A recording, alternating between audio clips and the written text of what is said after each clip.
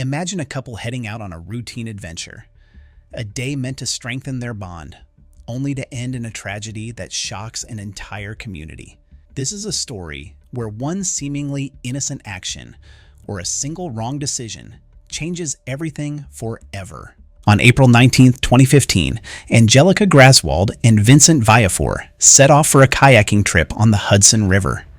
But instead of returning with tales of adventure, only Angelica came back. Vincent was never seen alive again. On April 19, 2015, the couple embarked on a kayaking trip that would forever change their lives. They were both thrill seekers, adventurers at heart, and the Hudson River, known for its beautiful but sometimes dangerous waters, was their playground. That day, however, nature was not on their side. Strong winds created massive waves, and the icy water added a dangerous edge to their expedition. But for Vincent, none of this mattered. He loved adrenaline, and he wasn't about to let a bit of rough weather stop him. He had kayaked before and was confident they could handle it. Angelica, on the other hand, was more cautious but chose to follow his lead. Little did they know, this decision would change everything. Their destination was Bannerman's Island, a small, mysterious island on the Hudson known for its abandoned Scottish-inspired castle. For the couple, it was a favorite spot for photo shoots and exploration. That day, Angelica had packed elegant outfits, ready to capture beautiful images amidst the ancient ruins. The trip to the island went smoothly despite the rising winds, and they spent the day enjoying the beauty and mystery of the castle. But as evening approached, the Hudson River turned hostile. Massive waves and the biting cold were no longer just an inconvenience. They were a threat. The couple had no choice but to paddle back. They weren't equipped for an overnight stay on the island, and staying there would have posed its own risks. As they set off, the conditions worsened. The waves grew taller, and the wind became more intense. It was around this time that things took a fatal turn. Vincent's kayak began taking on water. He didn't have a life jacket, a decision that would prove to be a critical mistake. Angelica, who was battling her own kayak against the waves, could see Vincent struggling. He shouted for help, but the current was pulling them in different directions. Angelica paddled furiously, trying to reach him, but the water and wind were too strong. Desperately, she called 911, explaining that Vincent was in danger and she couldn't get to him, but time was slipping away. By the time emergency services arrived, Vincent was gone, swallowed by the icy depths of the Hudson River. Now, under normal circumstances, this would have been seen as a tragic accident. A day of adventure that turned into a nightmare due to nature's unpredictability. But the story didn't end there. In the days following Vincent's disappearance, Angelica's behavior began to raise eyebrows. She appeared calm, eerily calm. She posted on social media as if nothing had happened, sharing photos and updates. To those closest to Vincent, this seemed not just strange, but suspicious. Why was she acting like nothing had changed? As investigators delved deeper into the incident, more troubling details emerged. 10 days after Vincent's disappearance, Angelica found herself back at the police station for another round of questioning. It was during this interrogation that she made a fateful statement, one that would shift the entire investigation. She mentioned offhand that she might have removed the drain plug from Vincent's kayak. This small, seemingly insignificant detail turned the case upside down. Suddenly, what had been treated as a tragic accident was now being viewed through the lens of potential foul play. Could Angelica have deliberately tampered with the kayak to cause Vincent's death? And if so, why? Investigators began to dig into her life, and what they found raised even more questions. At 35, Angelica was an ambitious woman. Originally from Latvia, she had moved to the United States in pursuit of a better life. She had been married twice before, and while she had struggled to find stability, she was determined to build a career in photography. When she met Vincent, 46, their relationship blossomed quickly. Vincent had also been married twice before, but he was successful in his construction business and lived a lively social life. The couple seemed happy, but beneath the surface, there were issues brewing. The day before the kayaking trip, they attended a party together. Vincent was his usual sociable self, enjoying the company of friends, while Angelica seemed withdrawn and distant. She left the party early, citing that she wasn't feeling well, and their friends noticed tension between the two. This tension carried over into the next day, when Vincent suggested they go kayaking.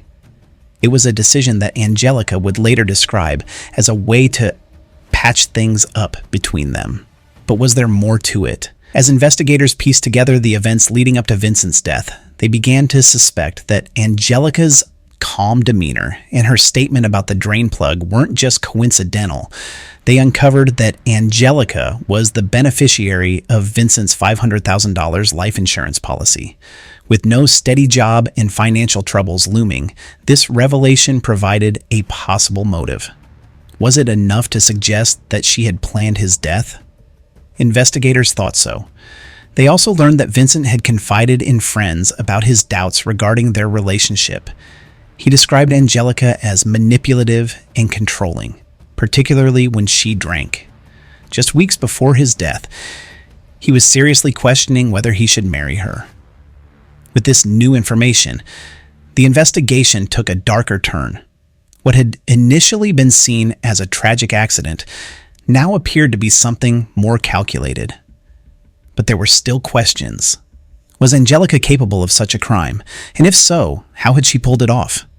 The evidence was circumstantial at best. The key piece of evidence was the drain plug, a small plastic piece that, if removed, could allow water to enter the kayak. But could its removal alone have caused Vincent's kayak to sink? The defense argued that the kayak's design made it unlikely that the missing drain plug could have led to such a quick and catastrophic failure. Tests showed that even without the plug, the kayak wouldn't have filled with water fast enough to cause it to capsize. Moreover, Vincent's paddle was damaged. It was missing a locking ring, which may have hindered his ability to steer. But even this wasn't enough to definitively prove foul play. As the investigation continued, Angelica's defense team argued that the statements she made during her interrogation were made under extreme emotional duress. They brought in an expert on false confessions who testified that the police had used psychological pressure to extract admissions from Angelica. The interrogation had lasted 11 hours, during which Angelica had become increasingly confused and emotional. The expert argued that Angelica's vague statements about the drain plug and her desire to be free from the relationship had been manipulated by the detectives to fit their narrative. Despite the mounting questions and doubts, the prosecution believed they had enough to charge Angelica with second-degree murder. But as the case moved forward, it became clear that proving intent was going to be difficult. There was no physical evidence linking Angelica to any deliberate tampering of the kayak. There were no witnesses, and Vincent's body, when it was finally recovered, showed no signs of foul play. With the case hanging in the balance, the prosecution offered Angelica a plea deal: plead guilty to involuntary manslaughter and serve a reduced sentence.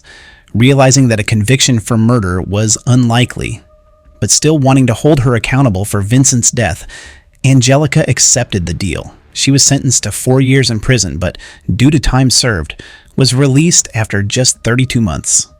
Angelica's release did little to quiet the storm of controversy surrounding the case. Vincent's family remained convinced that she was responsible for his death, while Angelica maintained her innocence, insisting that it was a tragic accident. She tried to claim the life insurance money, but was barred from doing so due to her guilty plea. Eventually, she was deported back to Latvia, where she tried to rebuild her life, but the shadow of that day on the Hudson River still lingers. Was Vincent's death a tragic accident caused by poor decisions and bad weather? Or was it something more sinister? A carefully planned event designed to look like an accident? In the end, we may never know for sure. What we do know is that this story forces us to confront the thin line between chance and intent, between guilt and innocence. The question now is, what do you believe? Could Angelica's calm demeanor and inconsistent statements simply have been the result of shock and grief? Or was there something more calculating at play? Did Vincent's love for risk and adventure ultimately seal his fate? Or was it a single small action that changed everything? In the end, Only two people know the truth, and one of them is gone forever.